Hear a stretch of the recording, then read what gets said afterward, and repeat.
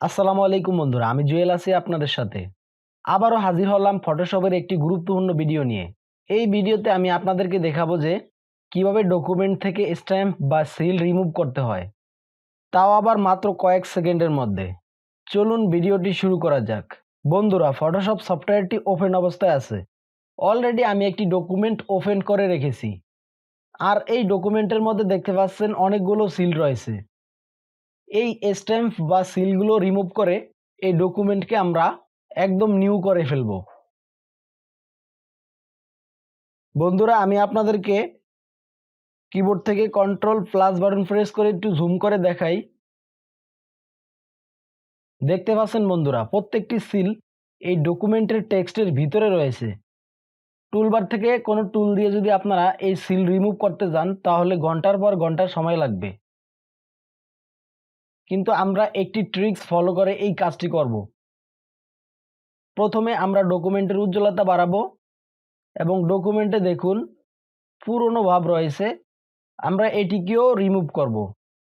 তার জন্য আমরা যাব create new fill or adjustment layer, এখানে ক্লিক করব। এখান থেকে আমরা লেবেলসে যাব। এখানে গিয়ে আমরা তৃতীয় স্লাইডারটিকে সামনের দিকে ড্র্যাগ করব। টেক্সটের উজ্জ্বলতা বেড়ে গিয়েছে। এখন আমরা প্রথম স্লাইডারটিকে সামনের দিকে ড্র্যাগ করে ডকুমেন্টের পুরনো ভাব আমরা রিমুভ করে দিব।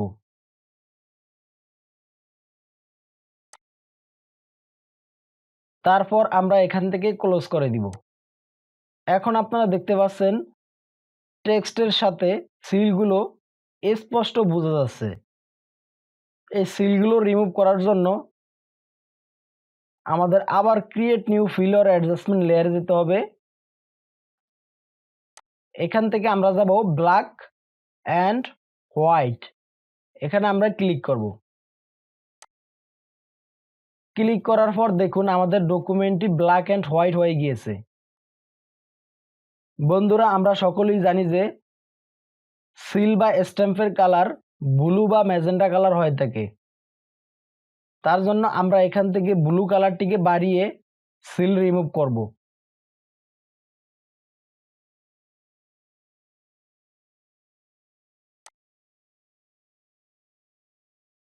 ব্লু কালারটি বাড়ানোর সাথে সাথে আমাদের ডকুমেন্টের সিলগুলো